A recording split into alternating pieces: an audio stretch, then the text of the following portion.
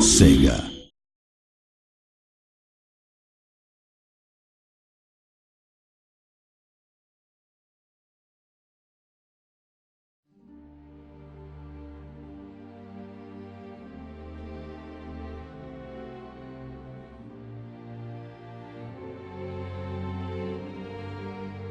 My enemies are many.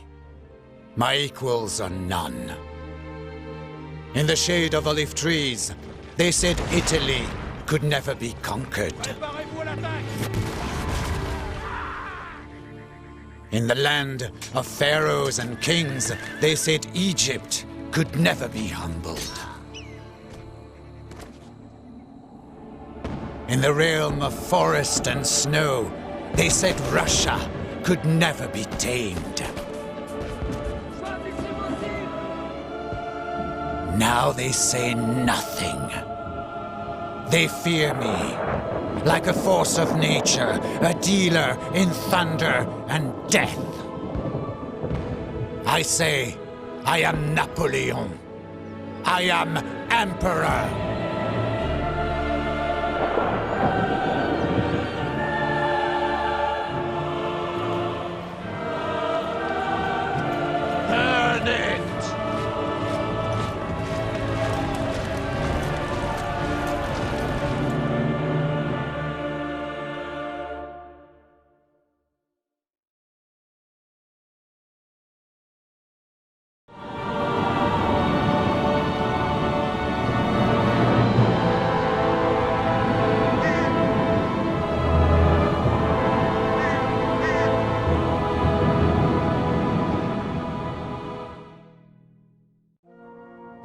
Waterloo.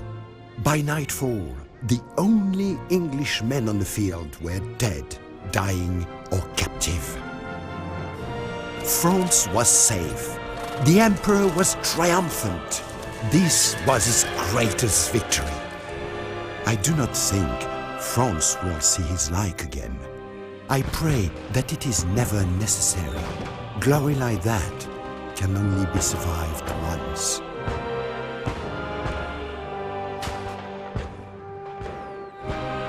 Some men live and die in the shade of their olive trees.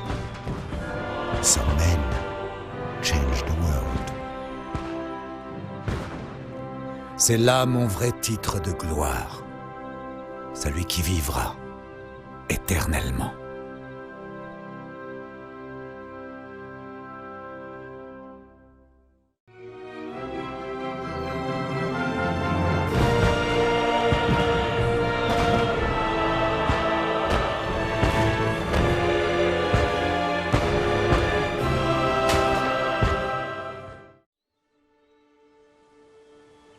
Some men live and die in the shade of their olive trees. A lifetime of peace and simplicity. This book is the record of a man who wanted more. A man who wanted everything. His name was Napoleon Bonaparte. Soldier, general, emperor. Yet, all things have a beginning. There was a time when Napoleon was just a boy. A boy from Corsica.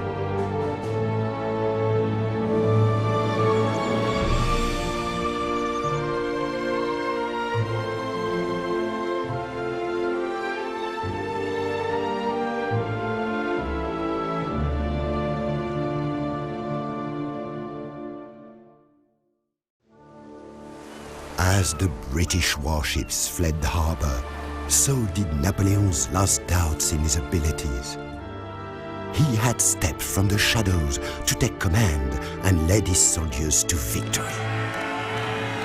At 24, Napoleon was a brigadier general of artillery. Now, he wanted an army. The years of waiting were almost over.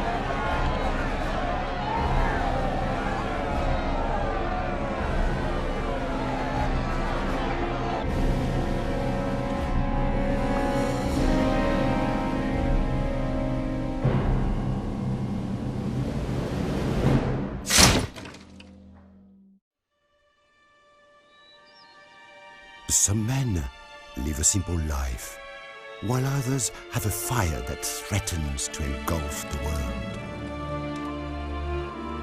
I do not know when the fire in Napoleon first burned.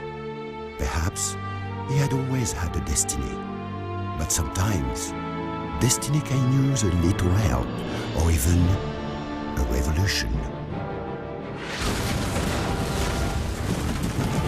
The old ways were drowned in a tide of blood. A man could be whatever he wanted if he could weather the storm.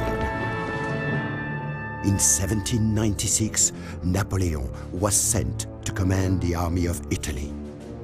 We knew that Austria would fight in Germany.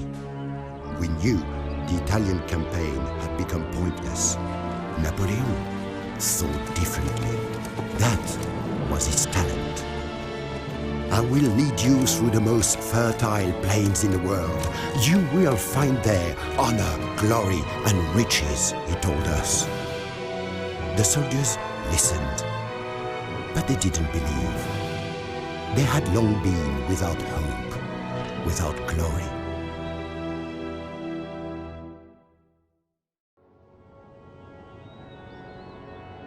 Austrians annoy me. Their constant attempts to break the siege of Montois had to be stopped. I had to intercept the Austrians in open battle. Now, even after I have beaten them, more is needed. Here at Arcole, I will lead the army across the Alpone River and through the Austrian lines.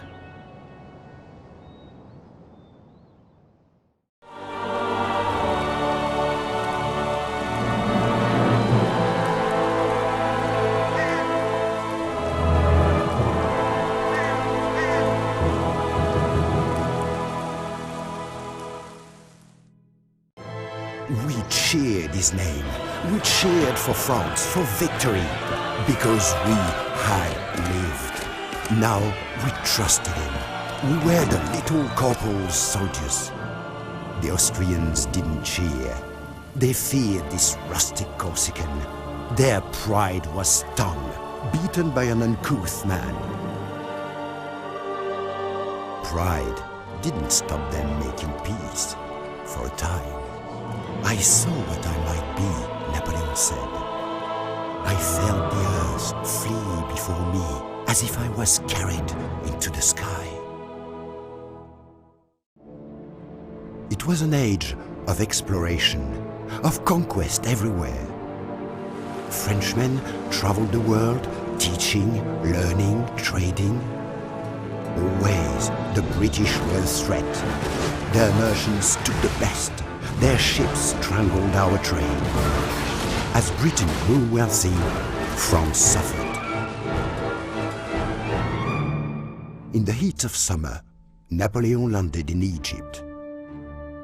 Now, the East and its wealth would be ours. Egypt. Here, the sands whisper stories of ancient victories and glories. Here, Napoleon felt the history of 40 centuries upon his shoulders. What I have done up to now is nothing, he said. But the desert is harsh, unforgiving. Bravery alone will not keep a man alive.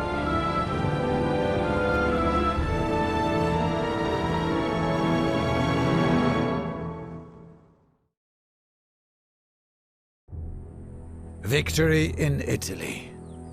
Now Egypt. Alexandria fell as I expected. I knew that Murad Bey would send his Mamelukes to stop me before Cairo. And almost in the shadows of the pyramids, the battle has come. My men will conquer for me, just as Alexander's warriors did in ages past. Egypt. A victory here is to stand alongside Alexander, Caesar, to be almost a god. December 1804. I was Notre Dame. With pride, I watched Napoleon became the Emperor of France. "I found the French crown in the gutter," he said, "and I picked it up. Vive l'Empereur!" France was aflame. Napoleon gave France greatness. He gave France everything: glory, justice, and law. Nothing was untouched. His code made justice a reality for all. I watched the Emperor at work. He was a force of nature, a storm blowing away the cobwebs. The old enemies plotted against him: Britain, Austria, Russia, and their lickspittles. Napoleon was to be removed and his flame extinguished. We worked to stop them. In 1805, all of France, his empire, prepared for war.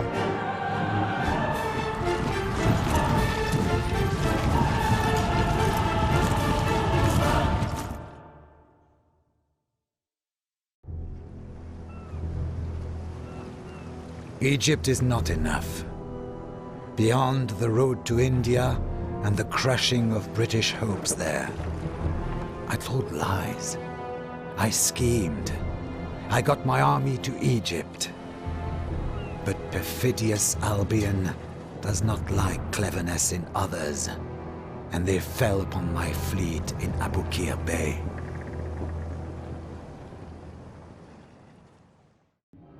Turin lay in my sights. The Piedmontese let my army pass. The Austrians under Beaulieu fell back on Milan. I pressed hard and caught them at Lodi. Sebotendorf can read a battlefield.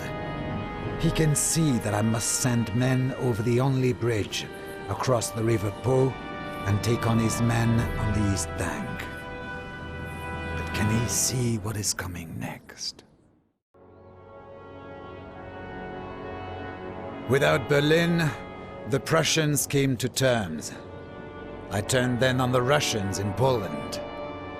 Yet, at Eylau, something happened. My army shuddered for a moment. So they had suffered, no matter. But I had to take personal control to restore French, that is, my glory.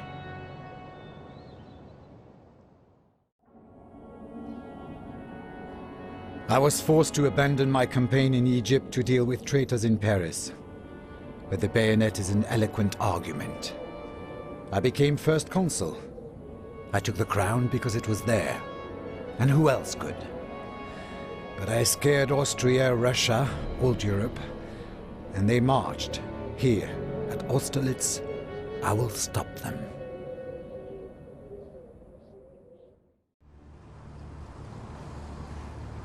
Villeneuve understands nothing.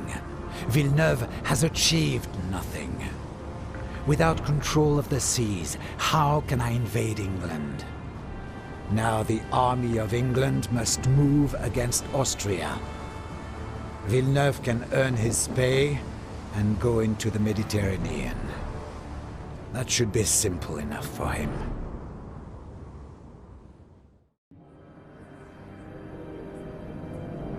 If you want an Englishman to see sense, take his money.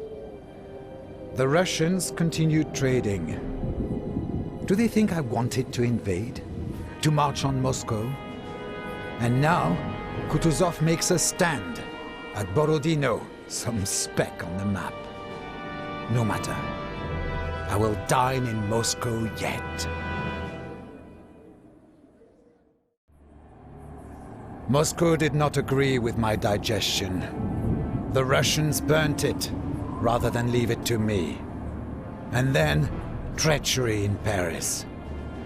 I ordered a withdrawal, and my enemies, the Sixth Coalition, suddenly found courage. I must show them real soldiering again, at Dresden, to save Marshal Saint-Cyr. As a military man, I must be realistic about Leipzig. Disloyalty was worse. I was glad to go to Elba, away from my self-seeking, mealy-mouthed turncoat marshals. But what is France without Napoleon? Now we march again, all of France in arms. Ney will hold Wellington, and I will deal a blow to that old windbag Blucher. Our enemies said we could not win. What difference, they ask, could one man make?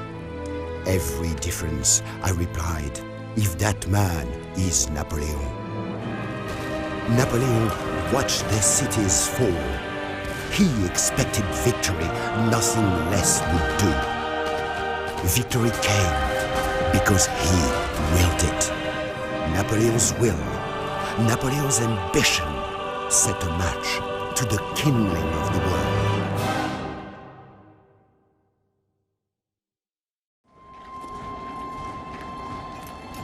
A Russian winter. Only a widow's heart is colder. Soldiers died in the saddle. Their horses died beneath them. The Grand Army died. The vultures gathered. Our enemies formed the Sixth Coalition, the Six, against Napoleon, against one man. We fought. It was not enough. In April 1814, Napoleon renounced the throne. Time seemed to stop. Tiny Elba was to be his island empire. He stayed 10 months. In spring 1815, Napoleon came home. He had no choice but to march on Paris.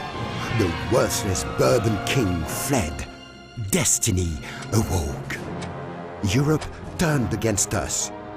Napoleon was an enemy and disturber of the tranquility of the world. War was forced on us. The Emperor made his plans. Go north, destroy the British and the Prussians separately before they could meet. It would work, it had to work. The British made their stands on the Brussels road, Waterloo. French cannons and bayonets would carry the day. Then it began to rain. Napoleon had wanted dry ground. He could not maneuver his artillery in the mud. On that June morning, Napoleon spoke to us. This day will decide the destiny of Europe. This day is everything. If we lose, we have nothing. Once again, the cannons would speak.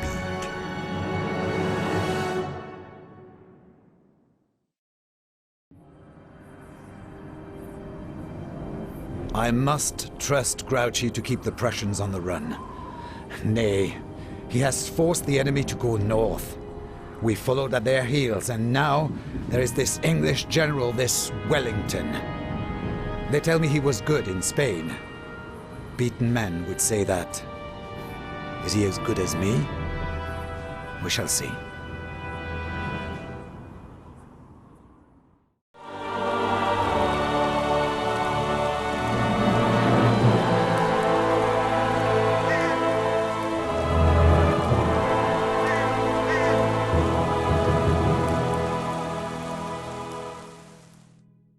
Waterloo. By nightfall, even the old guard was running. Dear God, that such a thing could happen. Surrender was bitter. Exiled to St. Helena, a speck of rock. I do not like to think of it. Remembered glories are sour by their very nature. Some men live and die in the shade of their olive trees. Some change the world, even in defeat. La mort n'est rien, mais vivre vaincu et sans gloire, c'est mourir tous les jours.